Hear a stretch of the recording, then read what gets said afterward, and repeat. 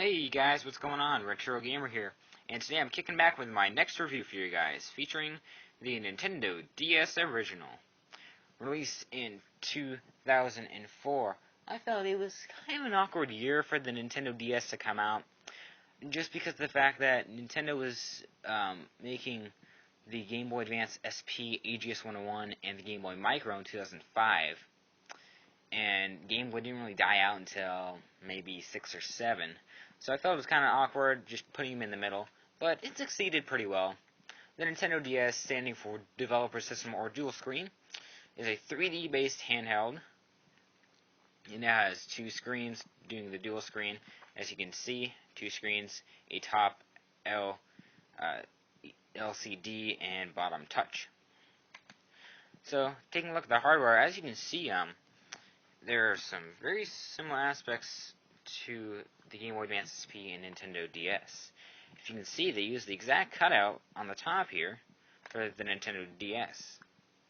They even use the exact same sticker, and maybe the exact same hinge, and kind of just add two sides to an SP and made the Nintendo DS.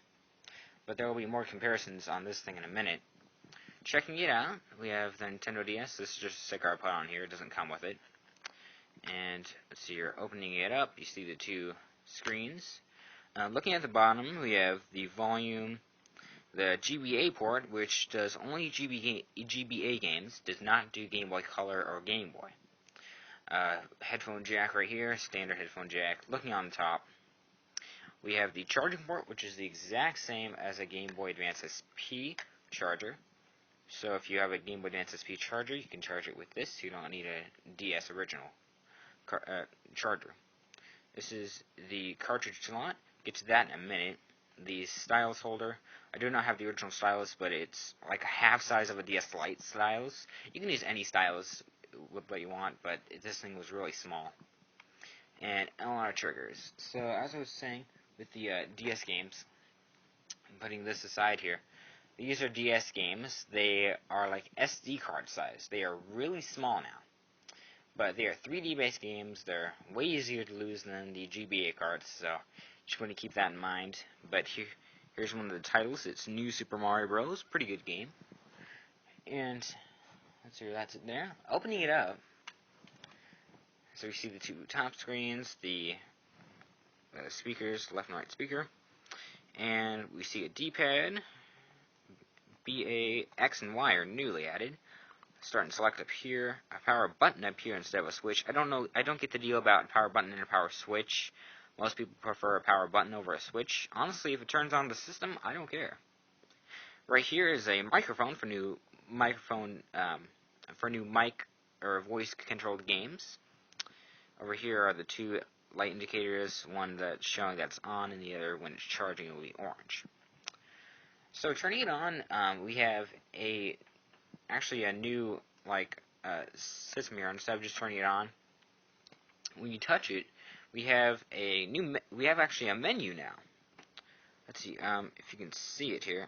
There's a clock and a calendar up top, and let's see if I can get it here.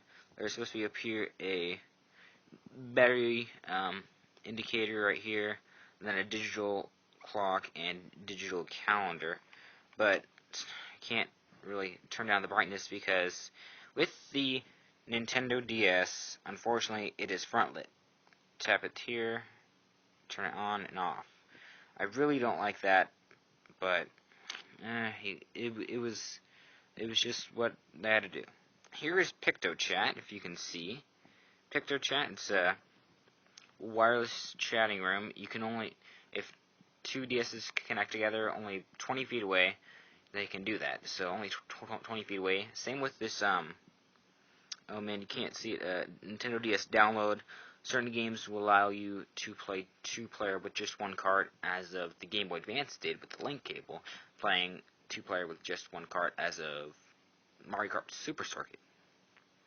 And the bottom, if you have a GBA game, it'll say start GBA game, and top, it'll say the game that you're playing if there's the DS game inserted. Let's just insert a game in here. You push it down to put it in, and push it up, down again to take it out. So turning it on.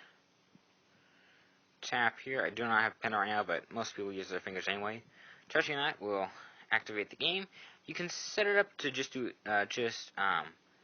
turn on automatically, or you can just do it manually. Honestly, I just like doing it manually.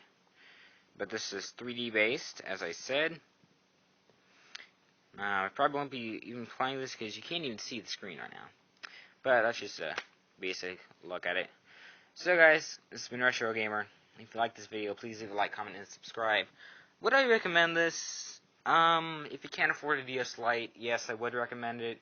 If you can afford a DS Lite, I'll recommend getting those. They're a whole lot better. I'm still trying to get another one. The only problem with those is the hinges break easy if you're not careful with them. But yeah, that's about it there. So hey guys, this has been RetroGamer once again. And as always, stay tuned for more reviews. See you guys then.